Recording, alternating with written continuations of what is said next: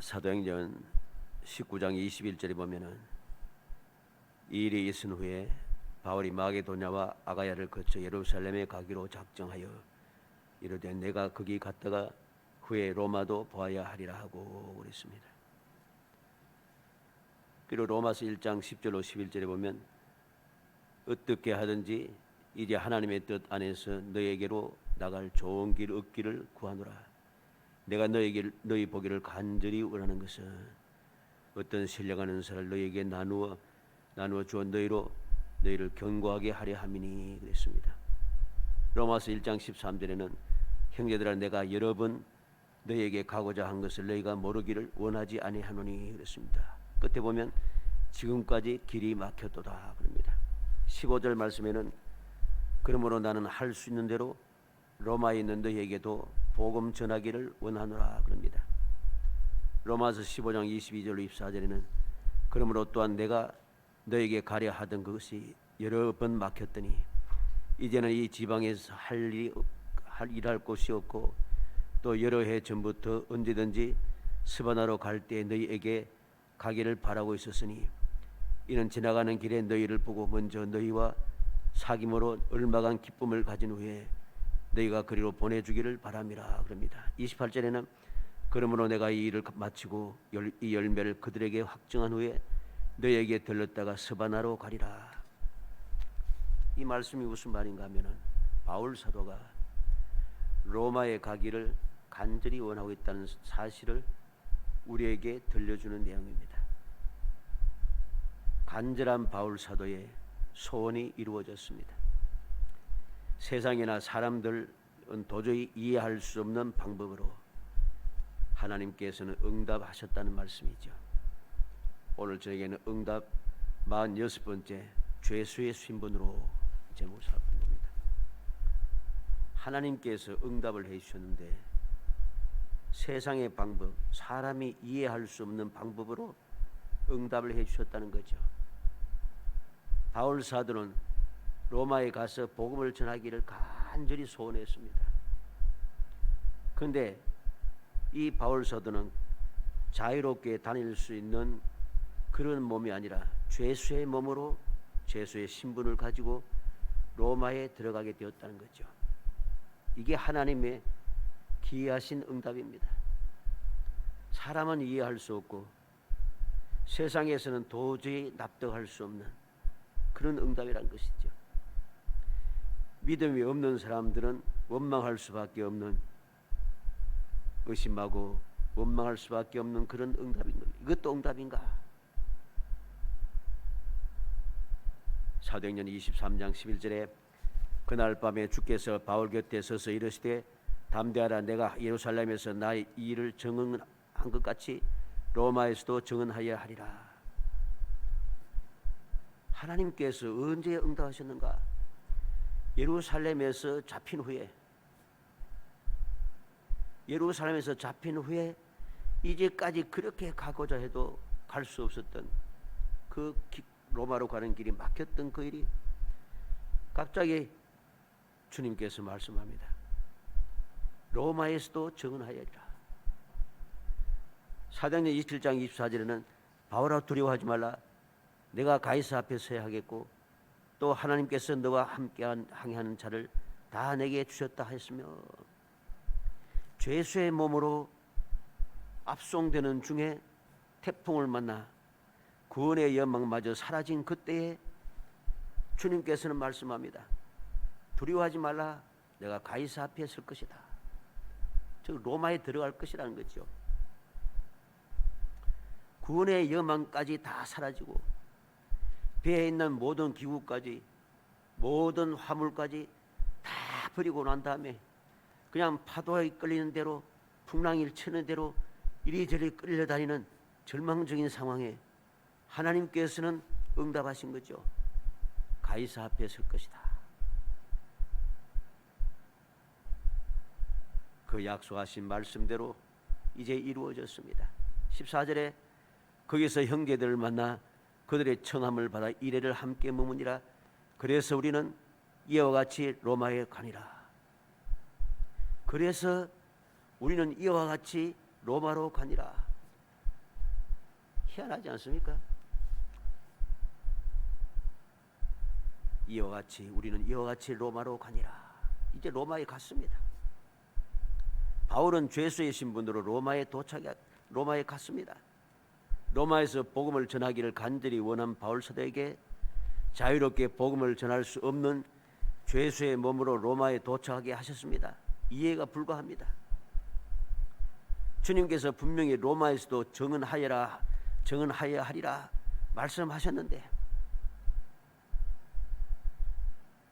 그런데 바울은 로마 행의 꿈을 이상하게 이루게 되었습니다. 바울 사도가 의도하고 기대했던 것과는 전혀 다른 방법이었지만은 분명히 그는 로마에 도착했습니다. 그래서 바울 사도는 하나님께 감사하고 담대한 마음을 얻게 되었다고 이야기합니다. 15절에 그곳 형제들이 우리 소식을 듣고 아비오 광장과 트레이스 타베르네까지 맞으러 오니 바울이 그들을 보고 하나님께 감사하고 담대한 마음을 얻으니라. 놀랍지 않습니까? 그래서 우리는 이와 같이 로마로 가니라. 바울이 그들을 보고 하나님께 감사하고 담대한 마음을 얻으니라. 갑자기 뭐 달라졌습니까? 달라진 게 없어요. 변함없이 죄수의 몸이고 변함없이 자유롭지 못한 그런 상황이란 것입니다. 그런데 바울 사도는 드디어 응답받은 대로 로마에 도착하였고, 도착한 것에 대하여서 하나님 앞에 감사하고 그 마음을 담대하게 가질 수 있었습니다. 그 결과가 무엇입니까? 하나님께서 기이하신 방법으로 로마에서 복음을 자유롭게 그리고 마음껏 담대히 거침없이 전하게 하시는 기적을 체험하게 된 것이죠. 어떠한 응답이 있었습니까? 어떻게 놀라운 기적이 일어났습니까? 16절에 우리가 로마에 들어가니 바울에게는 자기를 지키는 한 군인과 함께 따로 있게 허락하더라. 로마에 들어가서 감옥에 들어가는 것이 아니고 지키는 군인 한 사람과 함께 따로 자유롭게 거할 수 있도록 허락이 되었다는 것입니다. 두 번째는 23절에 그들의 날짜를 정하고 그가 유숙하는 집에 많이 오니 바울이 아침부터 저녁까지 강론하여 하나님의 날을 정언하고 모세의 율법과 선지자의 말을 가지고 예수에 대하여 권하더라. 바울 사도가 자유롭게 복음을 전하면서 다니던 때와 똑같습니다. 방법이 달라지지 않아요. 똑같습니다. 왜? 첫 번째로 복음을 전한 대상이 누구입니까? 유대인들입니다. 유대인들에게 그대로 복음을 전하기 시작합니다. 바울 사도가 예수님을 만난 뒤부터 복음 전파를 시작하고부터 항상 처음 한 일이 무엇입니까? 어디를 가든지 해당 쪽으로 가서 유대인들에게 먼저 복음을 전했습니다. 이 로마에서도 마찬가지입니다. 유대인들이 많이 바울 사도가 유숙하는 집에 많이 왔습니다. 많이 온 그들에게 바울 사도는 어떻게 합니까? 아침부터 저녁까지 강론하여 그랬습니다. 아침부터 저녁까지 많이 찾아온 그 유대인들에게 하나님의 나라를 정언하고 모세의 율법과 선지자의 말을 가지고 예수에 대하여 전하더라, 권하더라. 즉 복음을 전하고 있다는 것이죠. 세 번째는 어떠합니까? 30절 31절에 바울이 온 이틀을 자기 셋집에 머물면서 자기에게 오는 사람을 다 영접하고 하나님의 나라를 전파하며 주 예수 그리스도에 관한 모든 것을 담대하게 거침없이 가르치더라. 이 역시 바울 사도가 자유롭게 복음을 전할 때와 똑같습니다. 첫 번째는 유대인들이 전하고 그 다음에는 이방인들에게 복음을 전했죠. 이 바울 사도가 이 로마에 있으면서 온 이태를 그랬습니다. 만 2년 동안 온전히 그가 무엇을 했습니까? 자기에게 오는 사람을 다 영접하고 하나님의 나라를 전파하며 주 예수 그리스도에 관한 모든 것을 담대하게 거침없이 가르치더라. 복음을 전했다는 것이죠. 사람의 생각, 사람의 그 이해를 뛰어넘는 놀라운 기적적인 역사가 여기에서 나타나고 있는 것입니다. 죄수의 몸으로 잡혀갔는데 그는 감옥에 들어가지 않고 따로 민가에서 거주할 수 있게 되었습니다. 그는 죄수의 몸으로 있으면서도 유대인들에게 복음을 전할 수 있었습니다.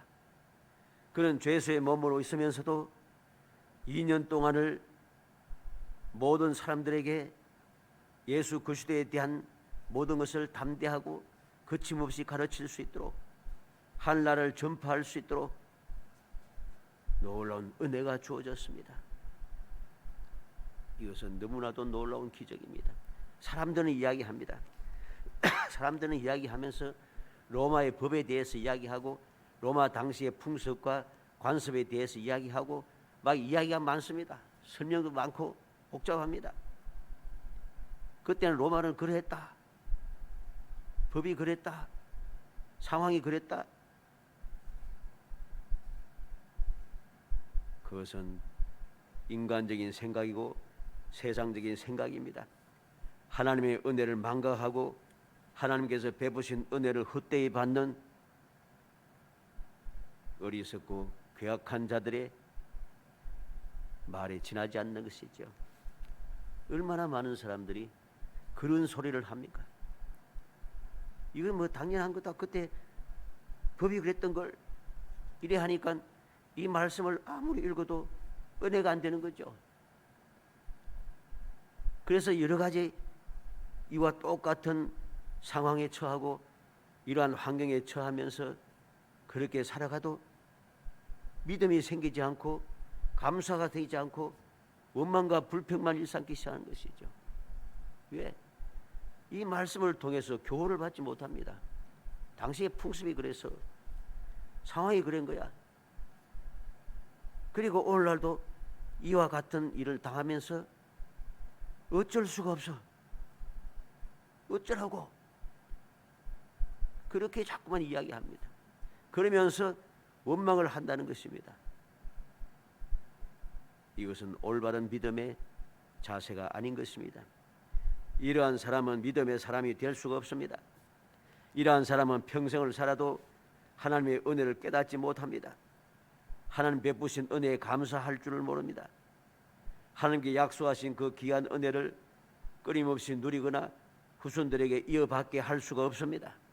그래서 얼마나 많은 사람들이 믿음에서 떠나가서 불신앙적인 삶을 살고 그 후손들이 다 믿음에서 떠나가서 그렇게 살아가고 있습니까? 그냥 떠난 것이 아니라 주의 복음을, 주의 몸된 교회를 해치는 데 가장 앞장서는 사람들이 바로 그들입니다. 왜 그렇게 되었을까요? 하나님의 은혜를 보고도 은혜인 줄을 모르는 거죠. 하나님의 귀한 역사를 보면서도 이게 하나님의 귀한 역사인 것을 모릅니다. 그러니 믿음이 서지 않고 믿음이 없으니 감사가 되지 않고 감사가 없으니 그 삶의 주의 은혜가 이어질 수가 없다는 말씀입니다. 사랑하는 성도 여러분, 우리는 온전한 믿음으로 나아가야 합니다. 온전한 믿음을 가지고 우리가 신앙생활을 해야 한다는 소리입니다. 온전한 믿음으로 내가 나아가지 않으면 감사하지 못합니다. 아무리 은혜를 베풀어도 감사하지를 못해요. 감사하지 못하고 배은망덕한 삶을 계속해서 살아가는 거죠. 감사하지 못하니까 담대할 수도 없습니다. 온전히 감사할 때 온전한 믿음으로 온전히 감사하며 살아가면은 저절로 담대해집니다. 왜? 하나님께서 도저히 이해할 수 없는 상황, 환경에서도 기적의 역사를 일으켜서 이렇게 해결해 주시더라 하는 믿음을 가지고 감사를 하니까 다음에 또 문제가 생겨도 아무런 두려움이 없는 거죠. 담대할 수밖에 없는 겁니다. 그때도 또 그렇게 역사하실 것이라.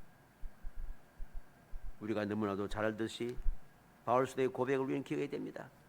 감당할 수 없는 시험 당함을 허락하지 아니하시고 시험 당할 점에 피할 길을 내사 능히 감당하게 하시느니라. 하나님을 사랑한 자, 그 뜻대로 부르심을 입은 자들에게는 모든 것이 합력하여 선을 이루느니라. 이 믿음을 가지고 어떤 상황에도 변함없이 하나님 앞에 감사하며 믿음을 지키며 신앙생활을 하는 것이죠. 그러니 감사하게 되니까 담대한 마음이 생기고 담대하게 되니까 상상을 초월한 하나님의 기적을 계속해서 누리며 복된 삶을 살아가게 되는 것입니다. 바울에게 주어진 이 불리한 상황과 환경도 복음을 전하는 데는 전혀 방해가 되지 않았습니다. 온전한 자유가 없는 상태에서도 자유로울 때와 똑같이 먼저 유대인들에게 그리고 이방인들에게 마음껏 복음을 전할 수 있었습니다. 하나님의 약속은 반드시 이루어지는 겁니다. 믿음의 사람들에게는 어떤 상황, 어떤 환경도 장애물이 되지 못하는 것입니다. 그래서 온전한 성도는 언제 어디서든지 온전한 믿음으로 변함없는 신앙생활을 하게 되는 것이죠. 사도 바울이 로마의 개선 장군으로 도착한 것도 아닙니다. 우리는 이 로마에 도착한 그 모습을 보면서 우리는 종종 이야기하지 않습니까? 아비오 광장과 트레이스 타베르네까지 맞으러 오니 이 길은 개선 장군들이 개선하는 길이다. 여러 가지 이야기를 하면서 우리는 이야기하지 않습니까? 이 길로 갔다. 인간적으로 볼 때에 이 길로 갔다고 해서 바울 사도만 이 길로 가겠습니까? 로마에 들어가는 사람은 다 이 길로 갑니다. 그런데 온전한 믿음의 사람 바울 사도가 이 길로 가니까 달라진다는 것입니다. 왜? 하나님께서 성도를 보내시고 이 로마에 있는 성도들은 바울 사도가 한 번도 만나본 적이 없는 사람이에요. 바울 사도에 대해서 알지 못하는 사람들입니다. 그런데 그들이 영접하러 왔다는 거죠. 환영하러 왔다는 것이죠. 이게 하나님의 은혜인 것입니다. 이게 하나님의 역사인 것입니다. 그렇기 때문에 바울은 그들을 맞으러 나오는 그 성도들 보면서 하나님께 감사한 것입니다. 감사할 뿐만 아니라 담대한 마음을 얻게 된 것입니다. 하나님께 감사하는 이유는 하나님께서 약속하신 대로 내가 로마에 도착하게 하였고 마음의 담대함을 얻은 것은 하나님께서 말씀하신 대로 로마에서도 복음을 전할 수 있게 될 것이다 나가는 확신이 생긴 거죠.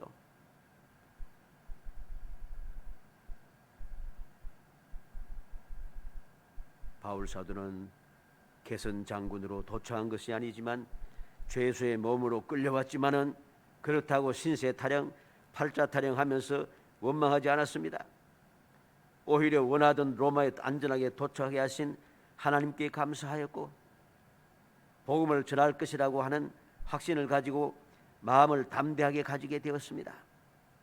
이게 바로 오늘 본문 말씀 우리에게 주는 교훈이고 하나님께서 응답하시는 귀한 방법 중에 하나인 것입니다. 내가 생각했던 세상이 생각하고 사람들이 생각했던 기대하던 원했던 그러한 응답이 아니지만 하나님께서는 응답하셨고 이 응답이 세상 사람들이 생각하는 대로 이루어지지 않았지만 그래도 그와 절대로 다를 바 없이 하나님의 뜻을 이루고 바울 사도가 간절히 원하는 대로 할 수 있는 모든 조건을 하나님께서 모든 환경을 다 갖추어 준 거죠. 이게 그래서 기적이라 하는 것입니다. 도저히 그럴 수 없는 상황에 도저히 걸을 수 없는 환경에, 그러한 중에도 하나님의 말씀을, 복음을 전할 수 있게 하고 마음껏 복음을 전할 수 있도록 모든 준비를 갖추어 주고 그렇게 역사하니 이게 복이고 이게 기적이고 이게 행복함인 것이죠. 사랑하는 성도 여러분, 우리는 주님의 말씀을 기억해야 되겠습니다. 주님의 약속과 주님께서 친히 보여주신 그 모습을 마음에 새겨야 됩니다. 요한복음 12장 12절로 13절에 그 이튿날에는 명절에 온 큰 무리가 예수께서 예루살렘으로 오신다는 것을 듣고 종려나무 가지를 가지고 맞으러 나가 외치되 호산나 찬송하리로다. 주의 이름으로 오시는 이 곧 이스라엘의 왕이여 하더라. 예수님께서 예루살렘으로 오신다는 소식을 들은 모든 사람들이, 예수님을 알고 있는 모든 믿음의 사람들이 예수님을 영접하기 위해서 나왔습니다. 종려나무를 가지고 나와서 외치고 있습니다. 호산나 찬송하리로다. 주의 이름으로 오시는 이 곧 이스라엘의 왕이여. 이스라엘 왕이시여. 유대인들, 대제사장들과 서기관과 바리새인들, 기득권의 세력들은, 타락한 기득권의 세력들은 도저히 믿지 못하고 시기하고 질투하며 끊임없이 맞고 또 맞고 있지만은, 믿지 아니하고 오히려 대적하고 있지만은, 그러한 중에도 주님을 영접하는, 왕으로 영접하는 무리들이, 찬송하는 무리들이 있더라는 것이죠. 이게 바로 기적인 것입니다. 요한복음 16장 33절에 이것을 너에게 이르는 것은 너희로 내 안에서 평안을 누리게 하려 함이라. 세상에서 너희가 환난을 당하나 담대하라. 내가 세상을 이겼노라. 환난을 당하지만은 담대하는 것입니다. 왜? 주님께서 세상을 이겼다는 것입니다. 지금 환난을 앞으로 당하고 십자가에 달려 돌아가실 것이지만은 그래도 그 모든 것을 이겼다는 것입니다. 그렇기 때문에 우리는 주님 안에서 평안을 누리고 항상 담대하게 살아갈 수 있어야 됩니다. 주님 본을 보여주시고 주님 가르쳐 주신 그 말씀을 믿고 우리는 감사하면서 담대하게 믿음의 생활을 이어가야 한다는 소리입니다. 에베소서 3장 12절에 우리가 그 안에서 그를 믿음으로 말미암아 담대함과 확신을 가지고 하나님께 나아감을 얻느니라. 바울 사도는 에베소 교회 모든 성도들에게 담대하게 가르치고 있습니다. 믿음으로 말미암아, 그를 믿음으로 말미암아 담대함과 확신을 가지고 하나님께 나아감을 얻느니라. 우리가 어떻게 하나님 앞에 나아갈 수 있습니까? 담대함과 확신을 가지고 나아갈 수 있습니다. 어떻게 담대함과 확신을 가지고 나아갑니까? 예수를 믿음으로 말미암아 그렇게 할 수 있다는 것입니다. 오늘도 우리는 예수를 믿는 믿음의 사람이 되어야 됩니다. 올바르게 예수를 믿는 믿음의 사람이 되어야 됩니다. 말로만, 형식적으로만 예수를 사랑하고 예수를 믿고 예수의 제자라고 하는 것이 아니라 진짜로 예수를 믿고 예수를 사랑하며 예수의 제자가 된 삶을 살아야 됩니다. 그래야 할 때 담대함이 생기고 그래야 할 때 확신이 생깁니다.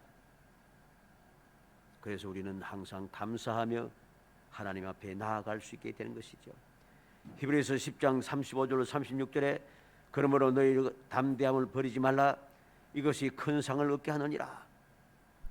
너에게 인내가 필요하면 내가 하나님의 뜻을 행한 후에 약속하신 것을 받기 위함이라. 담대함을 버리지 말라 합니다. 왜? 이 담대한 것이 큰 상을 얻게 하기 때문입니다. 담대한 믿음이 없으면은 우리가 큰 상을 주님께 받을 수가 없어요. 인내를 가지고 그 환난을 이겨내고 담대함으로 끝까지 믿음을 지키지 아니하면은 하나님께서 약속하신 것을 받을 수가 없어요. 어떠한 상황에도 담대함을 버려서는 안 됩니다. 상황이 좋지 못하고 환경이 점점점 험악해져도 나의 형편과 처지가 사정이 점점 끝도 모르는 깊은 수렁에 빠져 들어가도 변함없는 믿음을 가지고 담대해야 합니다. 인내를 가지고 담대함을 버리지 말고 기다리고 또 기다려야 됩니다. 그리할 때 큰 상을 받게 하고 약속하신 것을 받아 누리게 하는 것입니다. 요한일서 5장 4절에 우리도 하나님께로부터 난 자마다 세상을 이기느니라. 세상을 이기는 승리는 이것이니 우리의 믿음이니라. 믿음만이 세상을 이기게 한다 했습니다. 오늘 본문 14절 하반절에 그래서 우리는 이와 같이 로마로 가니라. 15절의 끝에는 하나님께 감사하고 담대한 마음을 얻으니라. 사랑하는 성도 여러분, 우리가 세상을 살아가면서 어떤 상황에 놓이든지 그래서 우리는 이와 같이 로마로 가니라. 그래서 이와 같이 오늘도 우리는 예수를 믿으며 약속의 말씀을 의지하고 소망을 가지고 주님 앞에 나와서 경배하노라. 그렇게 고백할 수 있어야 됩니다.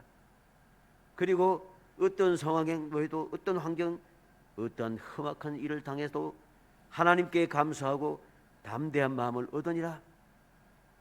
어떤 상황에도 감사하면서 이러한 중에도 하나님께서 이것을 이기게 하시고 합리화의 선을 이기게 하시며 우리를 감당하게 하시고 우리에게 반드시 복을 주신다고 하는 그 믿음을 가지고 감사함으로 그 기적을 기대하고 기적을 누리는 그런 사람이 되어야 됩니다.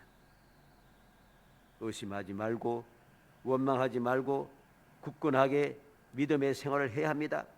하나님께 감사하고 마음을 담대하게 가져야 합니다. 그리고 전지전능하신 하나님의 귀한 권능을 체험하고 누리는 사람이 되어야 됩니다. 진정으로 소원하기는 우리 모든 성도들이 모든 것이 너무나도 힘들지만은 세상의 그 환경도 좋지 않지만은 하나님의 약속의 말씀 굳게 믿고 2023년도도 꿈꾸는 것 같은 하나님께서 베푸신 큰 일을 우리가 받아 누리면서 우리가 기뻐하고 즐거워하며 끊임없이 감사 찬송하는 복된 나날들이 되기를 주의 이름으로 축복합니다. 은혜 감사합니다. 사랑하여 주셔서 택하여 주시고 저희들에게 은혜 베풀어 주시며 약속을 허락하심을 감사합니다. 주님의 약속을 굳게 믿고 담대하게 끝까지 기대하면서 저희들이 나아갈 수 있도록 성령께서 도와주시기를 원합니다. 담대한 마음을 하여 주옵소서. 주님의 은혜를 의심하지 않고 굳게 믿으며 반드시 이루어질 것을 확신하면서 담대하게 살아가는 저희들이 되게 하여 주시기 원합니다. 그래야 꿈꾸는 것 같은 그 놀라운 회복의 역사를 저희들이 마음껏 누리며 하나님을 찬양하게 하시고 하나님의 큰 일을 바라보며 크게 기뻐하는 삶을 끊임없이 이어갈 수 있도록 은총을 베풀어 주옵소서. 예수님의 이름으로 기도합니다. 아멘. 450장 찬송합니다.